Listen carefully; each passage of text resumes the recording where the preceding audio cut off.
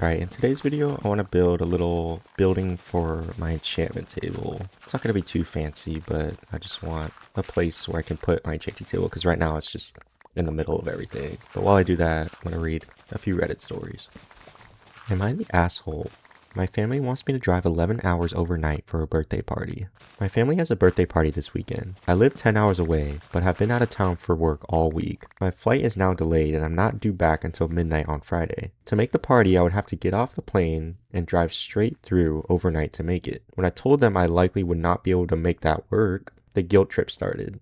Keep in mind, I just drove back over Thanksgiving. They often say things like I'm choosing not to have a relationship with my nieces and nephews. It's frustrating because they have never once visited me where I live, and it's always me that has to travel a long ways. They say it's my choice to live that far, even though I moved for my job. It's not that I don't want to be there, I just don't think driving that long overnight on no sleep isn't a safe choice. Alright, at the very end, there's an update that just says, I did not attend.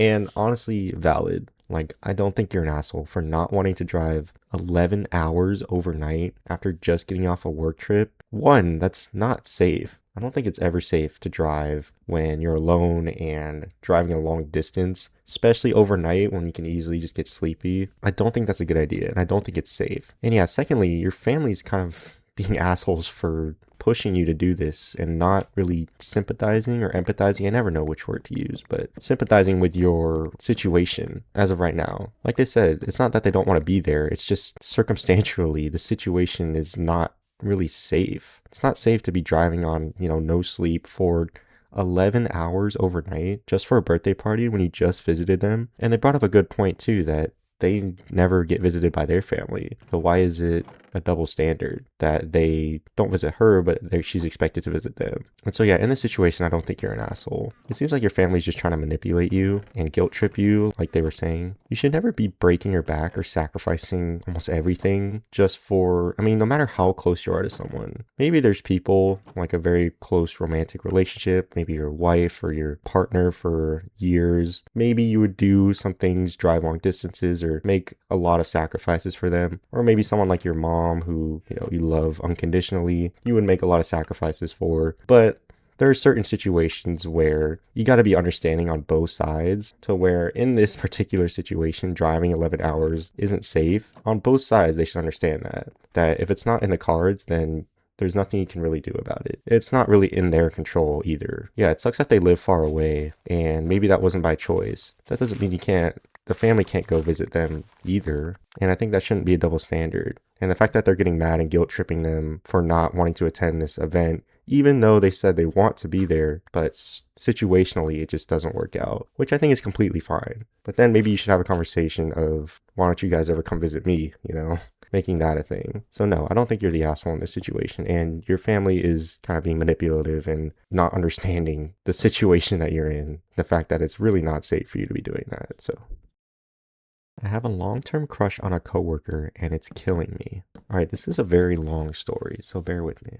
I, 36 female, have a massive, lingering, silly, pointless crush on a coworker, 35 male. I've had it for years. I met him on my first day at this job, and he's been lingering in my subconscious since. I was late to my orientation because we were talking too much at first. It wasn't anything deep, just brief get-to-know-you chatter. But we had a lot of similar interests, and it kept spiraling from there. I was afraid to get to know him, even a little at first. Apart from that chat, outside of limited contact for work-oriented things. If you've ever seen the SpongeBob episode where Squidward says, "Oh no, he's hot," that's the first and only thing I texted a friend when I got home. I was in a relationship at the time, and I have since become single and have been for several years. We're in separate departments, but they work together occasionally. And as I got more acclimated to the job, I became the designated person to work with his department.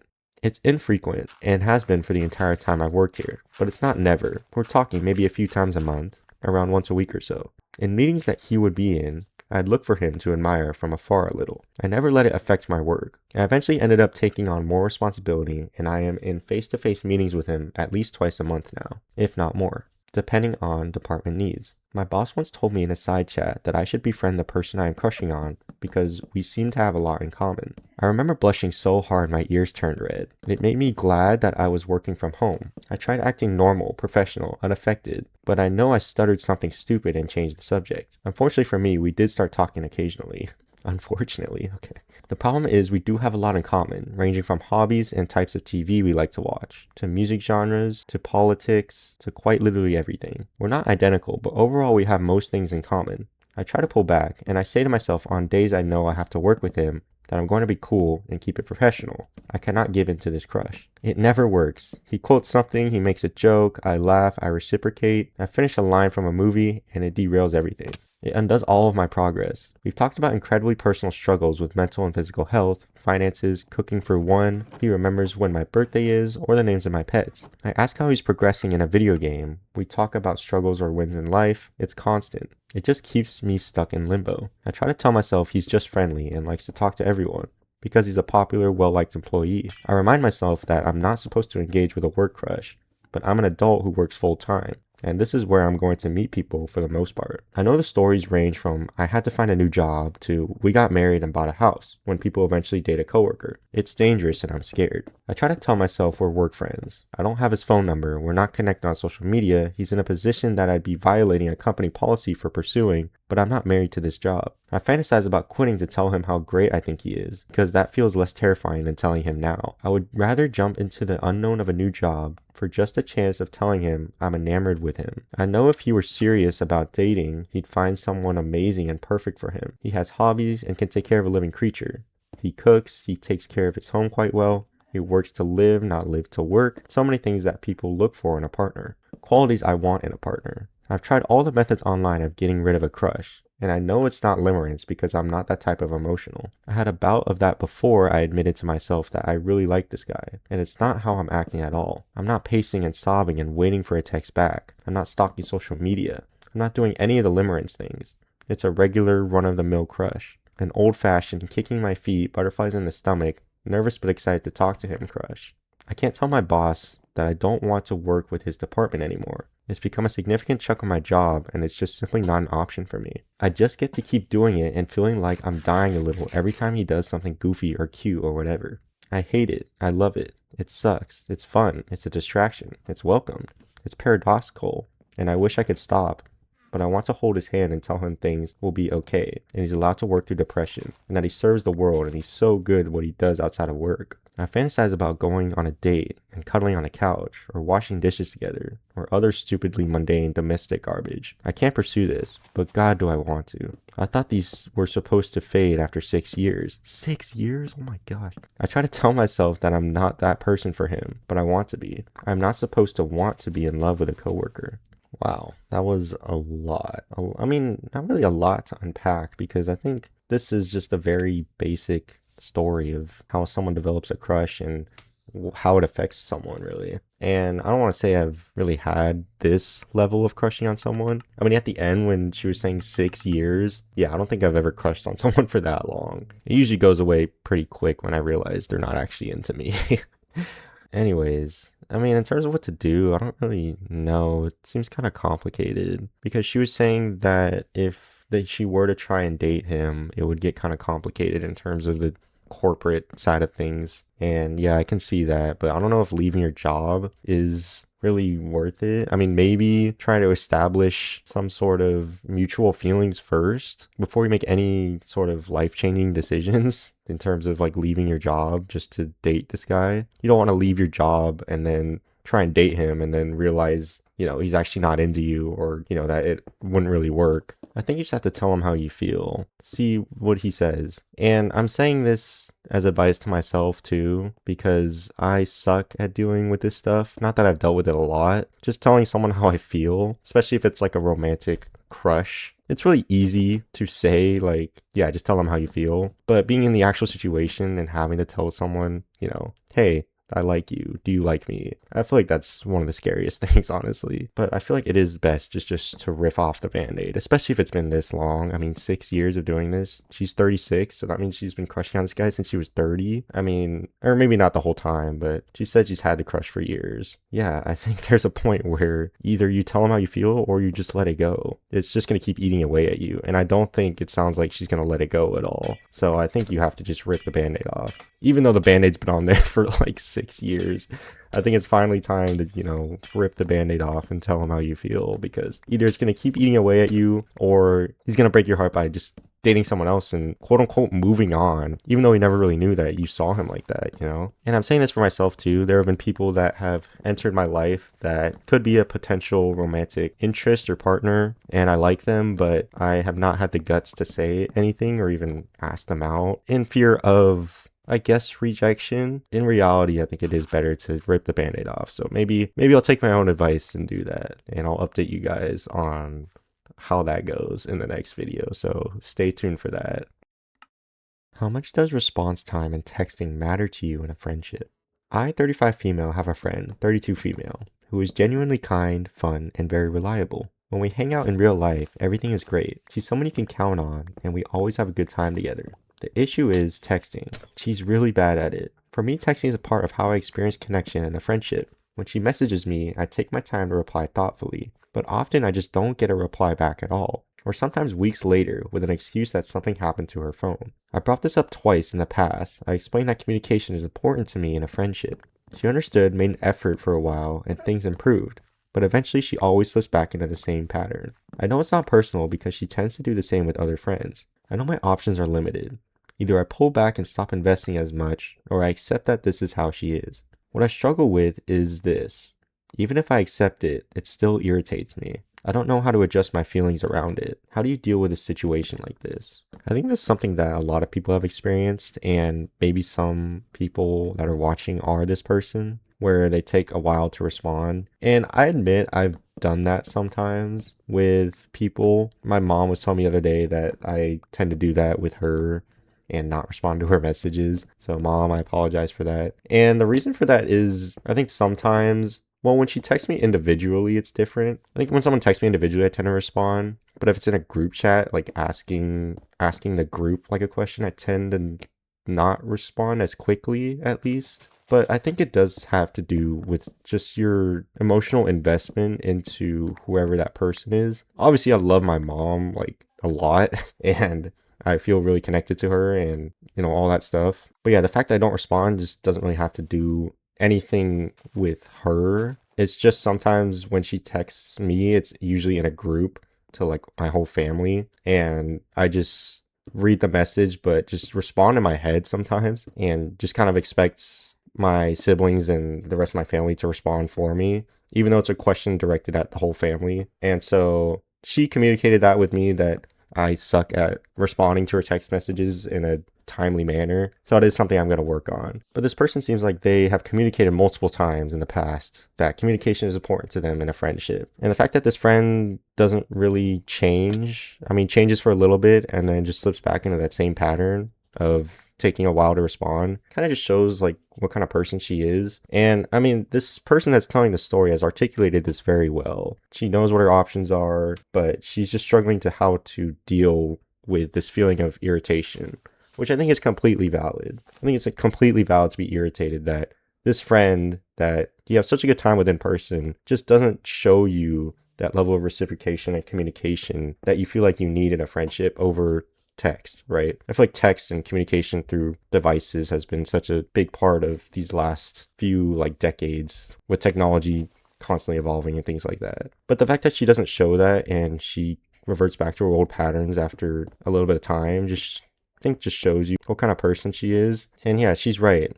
She can either pull back or just accept that's who she is. And I think maybe just doing a little bit of both here. I think pulling back, maybe investing less of your emotional energy into this friendship might be smart to help, you know, save your sanity and not spiral. Yeah, I think there are a lot of people that are like this, that just take a while to respond for whatever reason, really. And I think a lot of us have done this sort of thing. And I think it's especially prominent when you feel like you're not really invested into whoever's texting you, right? There's such a difference when you're texting, let's say your crush, right? And you're waiting for a response. And whenever they text you, you just want to respond right away. But then you play that game of, okay, wait, they took a while to respond to me, so I'm going to take like a little bit to respond to them, right? That little game. That's totally different than, let's say you have this other person texting you who you're not super close with and is just asking you for like homework answers, right? And then you're like, okay, you know, I'll put that aside. I'll respond to them later, right? And that's because you're not super emotionally invested into them. And it seems like you're super emotionally invested into this friend, but maybe she's just not emotionally invested into you. And she mentioned that she's like this with all of her friends, or like with most of the people that she's friends with. But yeah, if you've communicated, I think that's the most important thing. If you have communicated that this is a problem for you and you want her to change, and I think it's completely valid to communicate that, because I think that's something that you probably need in a friendship, is good communication with your friend. I mean, if she's taking weeks to respond, I don't think that's a really good friend. If you've communicated that and she still isn't really meeting that expectation for you, I think it is time to pull back a little bit, because you've communicated, you've done your part. Her part is to change, which she does for a little bit. But if she changes for a little bit and then reverts back, it's like, that's just who she is, and you just have to accept that. But accepting that is also maybe pulling back a little bit in order to save your sanity and not be as emotionally invested and waste your energy that you're pouring into this friendship that isn't being matched by this friend. So yeah, accepting that this is who this person is, and there's a lot of people like this. I mean, I've definitely been like this before in the past too, but also pulling back to help yourself too, because you don't want to be pouring all this energy and emotional labor into this friendship that's not being matched by the friend either. I get that it irritates you, and it irritates me too, and I've been the person that's done it as well, so I've been like all over the place in the situation. But yeah, you just have to accept that this is who they are, and if you want to keep doing what you're doing, that's totally fine, but I'd recommend maybe not doing it to stop wasting your energy. Am I the asshole for refusing to pay my parents' rent? I'm a broke 19-year-old college student who does online college courses that I pay out of pocket for. I have no financial help from my parents at all to afford this. I work full-time as a technician in a doctor's office. My dream job was to go to school in Florida. I didn't go because my parents heavily advised me not to, whether it be guilt-tripping about me leaving them when they've always been there for me, telling me I'd never survive by myself, or just them being openly downright angry with me. I'm a people pleaser, and I do love my parents, so I gave in and agreed to do a local community college until further notice. I pay for my own transportation to work. I buy my own groceries, I pay my own phone bill, pay for all my necessities, along with paying the huge bill of school. My parents make a lot of money. A lot of it. I, however, have never seen a dime of it, and I don't expect to. It's not mine. I didn't work for it. I'm not owed it. However, they want to charge me rent. My parents have always been such helicopter parents. They have always gone through my phone, always gone through my room, and interrogated me about everything. This week I told my dad I didn't want him going through my room, and requested he didn't. It feels like an invasion of privacy, as I am an adult. In hindsight, I can see the entitlement, since it isn't my house, even if it is technically my room. However, he met me with anger, saying he was going to search my room, since I'm clearly hiding something. This caused me to be angry, but what really pushed me over the top was what transpired the next day. I wear fake eyelashes. Some people hate them. Some people love them. I personally love them. My dad hates them. He continues to say that they look terrible, and I'm not allowed to wear fake eyelashes so long as I live under his roof. Well, my boyfriend surprised me and took me to get my lashes professionally done. I did not decline, as I was excited. The next morning, my dad notices and flips out. He tells me they look terrible, yada yada yada. He accuses me of spending my money on things that aren't necessary. I told him I didn't pay for them. My boyfriend did. He accuses me of lying and demands to see my bank account, and he wants to see my savings. This enraged me because, again, he's overstepping. It's not his business. Maybe it's because my frontal lobe isn't quite developed, but I feel as though I have my life together. He does not need to worry about the money I work hard to earn. I storm out of the door and yell, "I can't stand you," before heading to work. He texts me and tells me that because of this, he's writing up a contract for rent to live in his house. I told him I'd move out before paying him rent to live in a home with the smallest room, helicopter parents, a curfew of 10 p.m. as an almost 20-year-old, and no privacy. He's accusing me of being stubborn and entitled. Am I the asshole?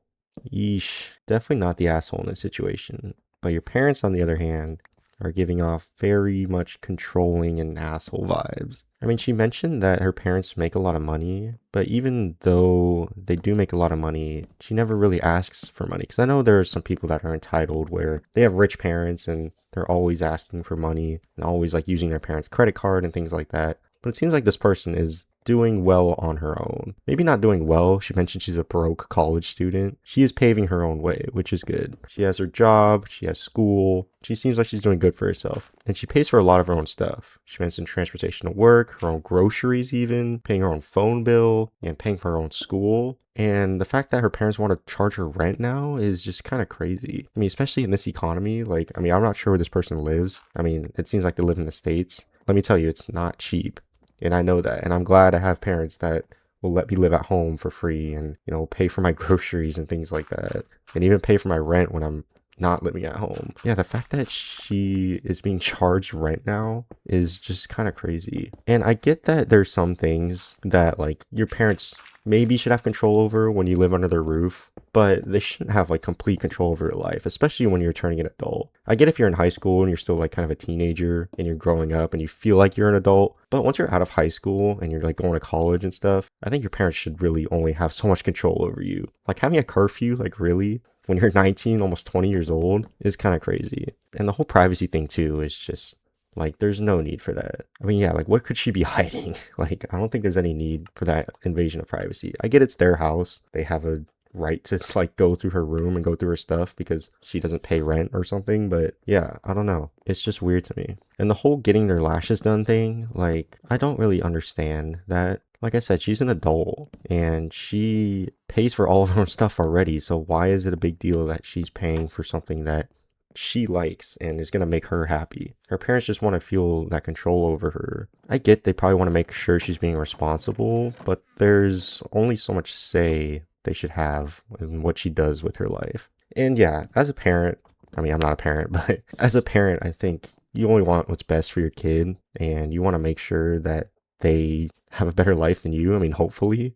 I hope parents aren't having kids to like make their life miserable. They're just trying to look out for you. In doing so, though, they might overstep boundaries and tell you things that maybe you don't want to hear. But that's just them doing their best to steer you in the right direction and maybe prevent you from making mistakes that they made. But yeah, I see where the parents are kind of coming from with the whole lashes thing. I mean, spending money on lashes, like, I don't think it's something they should get super upset over. Maybe doing something more irrational. Like, I know my parents would probably kick me out of the house if me or one of my siblings ever got like a tattoo or something or got a motorcycle, but that's way different than, you know, getting your lashes done. Like, come on. That's something that she likes and wanted to spend her money on. And it wasn't even her money. I think her boyfriend like paid for it or something.